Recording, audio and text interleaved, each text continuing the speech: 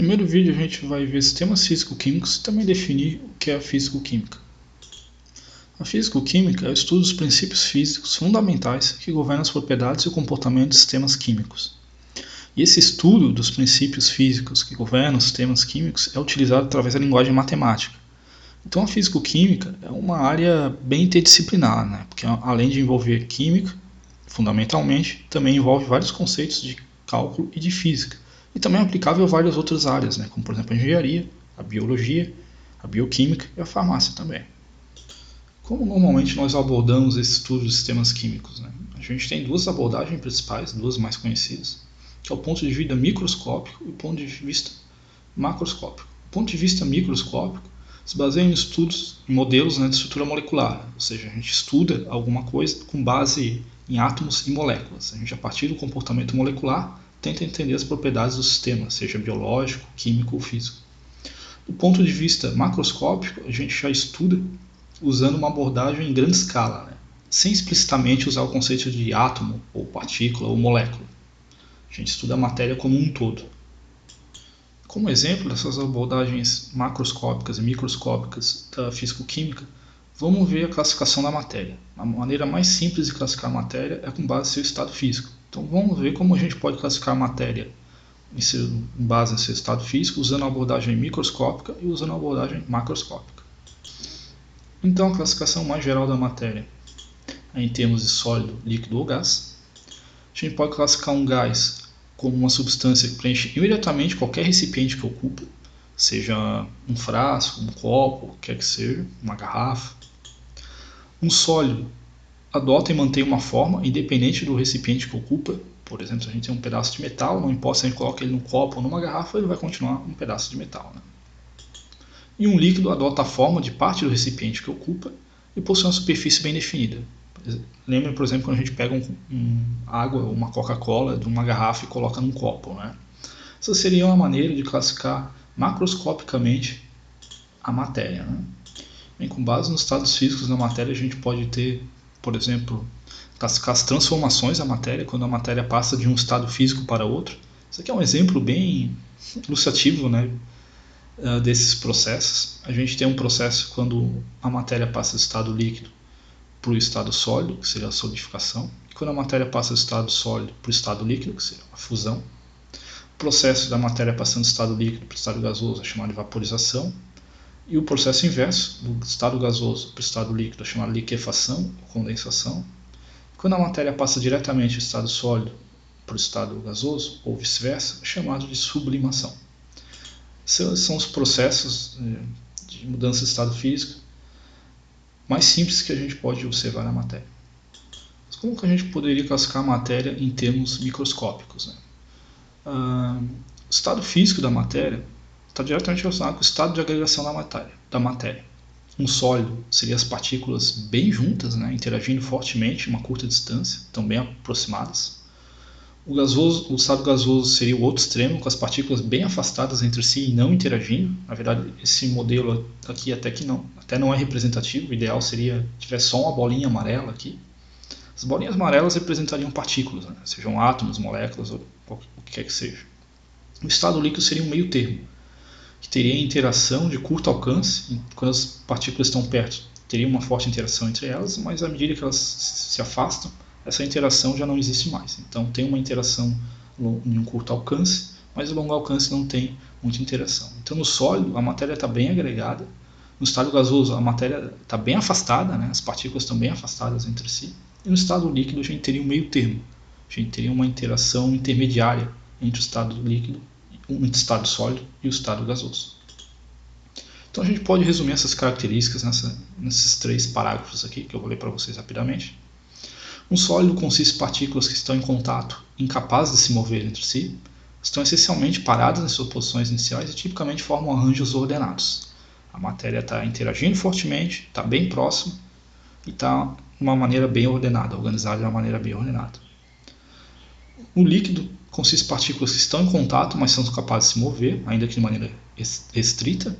Então há uma certa liberdade de movimento das partículas no líquido, mas esse movimento é restrito. E um gás é composto de partículas bem separadas em movimento rápido e desordenado. a maior parte do tempo as partículas estão tão afastadas umas das outras que interagem fracamente. Então, o estado gasoso seria um estado totalmente caótico, né? As partículas não estão interagindo entre si, estão bem afastadas, estão se movimentando incessantemente. Então, essa é uma maneira de classificar a matéria, o estado físico da matéria, de uma maneira microscópica, né? Ao contrário da outra forma que a gente viu, que seria a caracterização macroscópica, observando as características da matéria como um todo, né? Aqui não, aqui a gente está vendo as características a partir de conceitos de átomos, moléculas ou partículas. Mas, independentemente de uma abordagem macroscópica ou microscópica, tem uma maneira formal, característica para a gente descrever todo o sistema químico a partir da físico-química. Não só o sistema químico, o sistema biológico, ou físico, ou bioquímico, etc. Essa maneira é descrever o que a gente está estudando em termos de sistemas físico-químicos. Então a gente tem basicamente 3 tipos de sistemas físico-químicos: o sistema aberto, o sistema fechado e o sistema isolado. E esses sistemas, a gente caracteriza esses sistemas da maneira que eles interagem, como eles interagem com as vizinhanças. O que são as vizinhanças? As vizinhanças é tudo que interagindo com o sistema. E o nosso sistema é definido como o objeto que a gente está estudando. Se eu estou estudando uma célula, o sistema é uma célula. Se eu estou estudando uma solução dentro de um Becker, o meu sistema é uma solução dentro do Becker. Se eu estou estudando o corpo humano, o meu sistema é todo o corpo humano. Então, o sistema é o objeto que a gente está estudando, independente da característica dele. E vizinhança é tudo que está interagindo com o objeto. Então, a gente pode classificar o sistema da maneira como ele interage com as vizinhanças. Então, o sistema aberto ele pode trocar matéria e energia com as vizinhanças. Por exemplo, um copo d'água é um sistema aberto. Ele pode trocar matéria com as vizinhanças. Né? As vizinhanças, por exemplo, seria o ar todo em volta dele. Então, os gases na atmosfera podem entrar na solução. E também pode trocar energia com as vizinhanças. Né? Por exemplo, se a temperatura estiver baixa, um copo de café aberto vai acabar esfriando. Né? Um sistema fechado pode trocar energia com as vizinhanças, mas não troca matéria. Por exemplo, uma garrafa fechada é um sistema fechado, né? Que pode ir, por exemplo, uma garrafa em cima da mesa, pode esfriar, mas os gases que estão no ar não podem entrar dentro da garrafa. Né? E um sistema isolado não troca nem energia nem matéria com as vizinhanças. É bem difícil obter um sistema isolado, né? Que não troca energia de forma alguma com as vizinhanças. Uma aproximação de um sistema isolado, por exemplo, seria uma garrafa térmica, né? Que a gente tenta, por exemplo, isolar o calor. A gente pega um líquido quente, seja um chimarrão ou café, e coloca dentro da garrafa, a gente espera que ela não esfrie. Né? Claro que vai esfriar, porque não existe um sistema isolado perfeito, mas seria uma boa aproximação. Né? Bem, como é que a gente escreve um sistema na físico-química? A gente descreve um sistema na físico-química a partir de seu estado. Um estado indica uma condição específica da substância que é descrita em termos de seu estado físico e suas propriedades físicas. Então a gente descreve um sistema na físico-química a partir de suas propriedades. Então agora a gente vai ver algumas propriedades físicas comuns, as suas unidades e algumas conversões que a gente vai ver durante o curso. Tá? É extremamente importante a gente dominar essas propriedades físicas porque elas sempre vão ser o ponto de partida para resolver os exercícios daqui para frente. Então a primeira propriedade que a gente vai ver é a massa, que é descrita por esse símbolo M, é a medida da quantidade de matéria que uma amostra contém. Quanto mais matéria uma substância tem, maior a sua massa. E a gente costuma descrever as propriedades físicas em termos de um sistema de unidades que é convencionalmente aceito, que é o sistema internacional, também chamado de SI. E a unidade SI para massa é a quilograma, o símbolo é kg. Então, para a massa, além do quilograma, a gente tem outra unidade bem comum, que é o grama. Né? Então é importante saber converter de uma unidade para outra. Nesse caso é simples, 1 kg é igual a 1000 gramas. Sempre esse prefixo quilo indica 1000 vezes a unidade que vem depois. Tá? Então, para converter de quilograma para grama, a gente tem essa seguinte relação aqui. Quando a gente quer passar de quilograma para grama, fazer essa conversão aqui, a gente multiplica por 1000. Por exemplo, 1 kg em gramas significa 1000 gramas. Se eu peso 50 kg, significa 50.000 gramas. Se eu quero fazer a conversão inversa, de grama para quilo, eu tenho que dividir por 1000. Então, se eu tenho um pacote de bolacha que tem 200 gramas, isso significa 200 dividido por 1000, 0,2 kg. Tá? Então, essa é a maneira de converter as unidades de massa. A gente vai ver daqui a pouco como converter as outras unidades e outras propriedades também. Outra propriedade física bem comum é o volume, tem um símbolo V, que é uma medida do espaço que uma amostra ocupa. E a unidade SI para o volume é uma unidade bem comum, que é o metros cúbicos, que é o símbolo M ao cubo, ou seja, metros ao cubo. Né? Então a unidade oficial, digamos assim, de volume é o metro cúbico, mas não é uma unidade muito comum, a gente costuma usar mais litro em ml, né? Só lembrar, por exemplo, uma garrafa de coca 2 litros, ou uma lata de coca de 350 ml.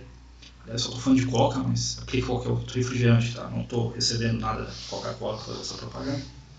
Qual a relação entre essas unidades? Né?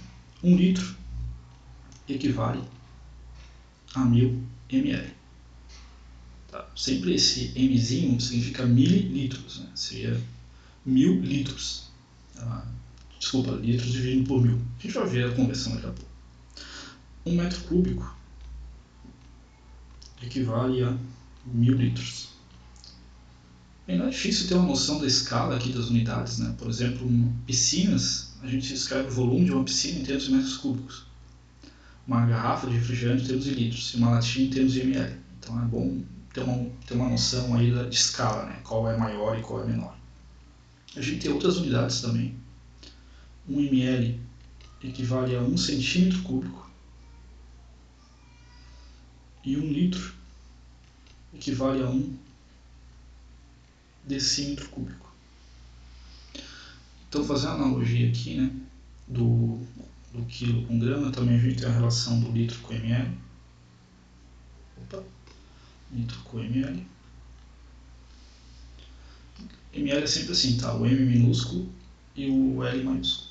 Então, para passar de litro para ml, a gente multiplica por 1000. 2 litros significa 2000 ml. Para passar de ml para litro, a gente divide por 1000. Ou seja, 350 ml significa 0,35 litros. Sempre lembrando que ml é menor que litro. Né? Uma outra propriedade física bem importante é a quantidade de substância, ou provavelmente vocês já viram como número de mols, tem o símbolo Nzinho, um N minúsculo, que é uma medida do número de partículas elementares que uma amostra contém. A quantidade de substância na química assume tipo o papel de uma dúzia. Né? Uma dúzia significa 12 unidades, né? 12 ovos, por exemplo. Só que essa dúzia na química é um número bem grande, né? Porque mesmo uma pequena, por exemplo, um pequeno grão de areia tem várias partículas dentro, né?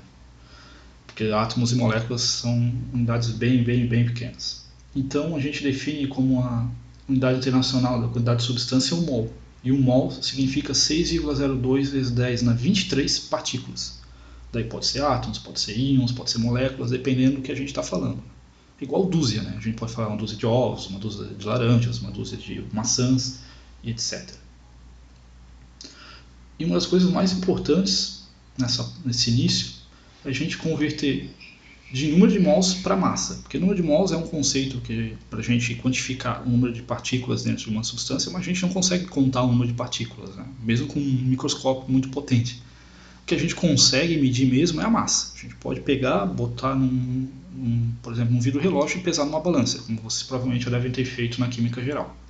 Então, como a gente relaciona a massa com o número de mols? A gente relaciona a partir da massa molar da substância. Né? E a gente pode calcular o número de mols de uma substância qualquer, sabendo a massa, a partir da massa molar da substância. A gente pode usar essa fórmula, por exemplo, para calcular o número de mols. Vou fazer um exemplo aqui e também vai ter mais na lista de exercícios, exemplos para vocês fazerem envolvendo o número de mols. Tá? Então, como é que a gente calcula o número de mols de uma substância? Né? Vamos pegar, por exemplo, água. H2O. Sempre para calcular o número de mols, a gente sabe a massa, por exemplo, a gente tem, digamos, 36 gramas de água. Como é que a gente calcula o número de mols presente nesses 36 gramas? Sempre para fazer esse tipo de cálculo, a gente precisa calcular a massa molar da substância, que eu vou chamar de emissão. Então, a massa molar da água, ou de qualquer outra substância, é simplesmente a soma dos átomos que compõem a substância. No caso da água, o que a gente tem? A gente tem um átomo de oxigênio e 2 átomos de hidrogênio. Então, a massa da água vai ser a massa de um átomo de oxigênio mais 2 vezes a massa de um átomo de hidrogênio. Por que 2 vezes? Porque a gente tem 2 deles, né? Como é que a gente sabe a massa desses átomos aqui? A gente olha na tabela periódica. Bem, eu já sei que a massa de um átomo de oxigênio é 16 e a massa de um átomo de hidrogênio é 1. Então 16 mais 2 vezes 1, a gente tem a massa molar da água de 18. Seria a massa de 1 mol de água. Então seriam 18 gramas por mol. Essa é a massa molar da água. Significa que 1 mol de água tem essa massa de 18 gramas. Se a gente juntar 6,02 vezes 10 a 23 partículas, moléculas de água, juntar elas todas e botar numa balança, vai ter essa massa de 18 gramas. Cada substância vai ter uma massa molar característica, dependendo do número de a identidade e o número de átomos que tem nela. Então, como é que a gente calcula o número de mols nesses 36 gramas de água? Tem 2 maneiras, basicamente. Uma é através de regra 3, uma regra 3 simples, usando essa informação aqui. Essa informação aqui, a massa molar da água, diz pra gente que 18 gramas de água correspondem a 1 mol. E a gente quer saber quantos mols correspondem a 36 gramas. 36 gramas, então, corresponde a X. Sempre aqui unidade embaixo da unidade. Sempre a mesma unidade, uma embaixo da outra. Então é assim que a gente monta a regra 3. Para resolver agora a gente multiplica cruzado. Esse cara aqui multiplica aqui e esse aqui multiplica aqui. Então a gente tem 18 gramas vezes X é igual a 36 gramas vezes 1 mol. Daí agora a gente isola o X, né? A gente passa 18 gramas dividindo, ou seria igual a dividir os dois lados aqui, 18 gramas. Então vai ser 36 gramas vezes 1 mol dividido por 18 gramas. Aqui grama vai cortar, né? 36 dividido por 18 dá 2, então vai sobrar 2 mol. Então essa é uma maneira de resolver, tá? Por regra 3. Uma outra forma de resolver é aplicar a fórmula, que o número de mols é igual a massa pela massa molar. Então o número de mols que eu quero saber é igual a massa, que é 36 gramas, e a massa molar, que para a água é fixo, né? 18 gramas por mol. 36 dividido por 18 dá 2 mol, né? Que grama corta aqui, vai sobrar só o mol. O mol está dividindo embaixo, né? Passa aqui em cima, aqui para cima. Então é claro, os dois resultados têm que ser iguais, né? E para finalizar esse vídeo, só vou falar de uma última propriedade, que é a massa específica ou densidade, que normalmente vocês provavelmente aprenderam no ensino médio como D, né? Mas aqui como a graduação, né? Vamos usar um símbolo mais sofisticado, o Rho, que parece um P, é a razão de sua massa e seu volume. A massa dividido pelo volume. E como tem unidades comuns, por exemplo, de grama por ml ou grama por centímetro cúbico. Tá? São as unidades mais usadas da densidade. Mas no sistema internacional, a densidade de uma substância é dada em quilogramas por metros cúbicos. Então esse foi o nosso primeiro vídeo, Físico-Química Farmacêutica. No próximo vídeo a gente vai falar um pouco das outras 2 propriedades físicas bem importantes na termodinâmica, que é a pressão e a temperatura, e começar o nosso estudo dos gases ideais.